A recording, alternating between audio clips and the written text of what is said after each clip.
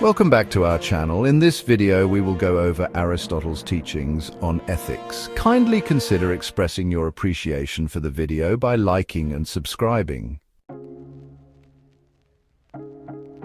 Aristotle. Even his name sounds wise, doesn't it? This Greek philosopher, born in 384 BC, wasn't just a student of Plato. He was a revolutionary thinker. Aristotle explored everything from logic and politics to poetry and physics.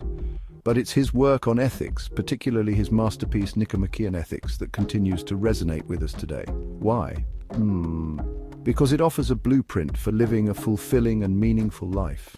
Aristotle wasn't interested in abstract theories. He wanted to understand how we could live our best lives practically. His approach was grounded in observation, reason, and experience. He believed that true happiness, what he called eudaimonia, was not a fleeting feeling, but a state of flourishing, achieved through living a virtuous life. Eudaimonia is often translated as happiness, but it's much deeper than that. It's about living a life of purpose, fulfillment, and well-being. Think of a flower reaching its full bloom, or a symphony played in perfect harmony. That's eudaimonia. A state of thriving and reaching your full potential as a human being. Aristotle argued that every human action aims at some good. We eat because we desire the good of nourishment, we study because we seek the good of knowledge, and so on. But what is the ultimate good, the end goal that encompasses all others? For Aristotle, it was eudaimonia. He believed that achieving eudaimonia wasn't about accumulating wealth, power, or possessions. It was about cultivating virtues, qualities of character that allow us to live and act in accordance with reason. Virtues, according to Aristotle, were the building blocks of a flourishing life. Virtue, then, is a state of character concerned with choice, lying in a mean. This quote encapsulates the essence of Aristotle's concept of virtue. He saw virtue as a disposition, a habit of choosing the mean between two extremes. Take courage, for instance. It lies between the extremes of recklessness and cowardice. A courageous person is not one who acts rashly or out of fear, but one who faces challenges with a balanced and reasoned approach. Similarly, generosity lies between extravagance and stinginess. Honesty resides between boastfulness and self-deprecation. Aristotle believed that every virtue could be found on this spectrum, and it was through practice and habit that we could develop these virtues within ourselves. He wasn't suggesting that we become blandly average individuals. Rather, he encouraged us to find the appropriate response in each situation, guided by reason and a commitment to living virtuously. Section 4. Virtues in action. Modern-day examples. Imagine a doctor who displays both the intellectual virtue of knowledge and the moral virtue of compassion. They possess a deep understanding of medicine, but they also treat their patients with empathy and respect. Or consider an athlete who embodies perseverance and self-discipline. They train tirelessly, pushing their limits, but also respecting their body's needs. These are just two examples of how Aristotle's virtues can manifest in modern life. We encounter them every day, in the teacher who inspires their students with passion and dedication, in the volunteer who selflessly gives their time to help others, in the friend who offers a listening ear and a shoulder to cry on. Section 5.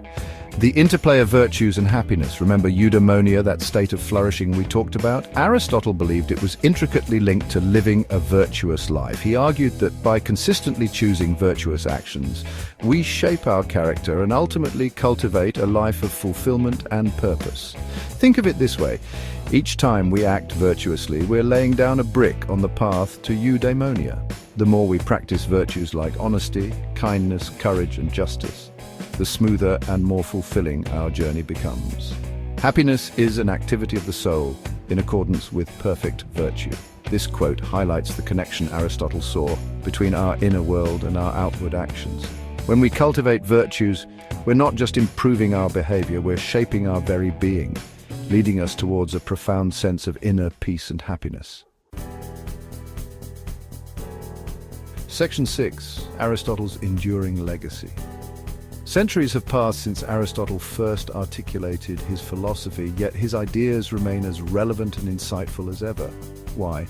because they tap into something fundamental about the human condition, our innate desire to live meaningful and fulfilling lives.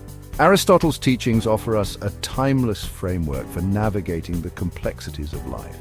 They remind us that true happiness is not found in fleeting pleasures, but in the pursuit of virtue, in striving to be our best selves. His emphasis on reason, balance, and the importance of character continues to inspire individuals and societies alike.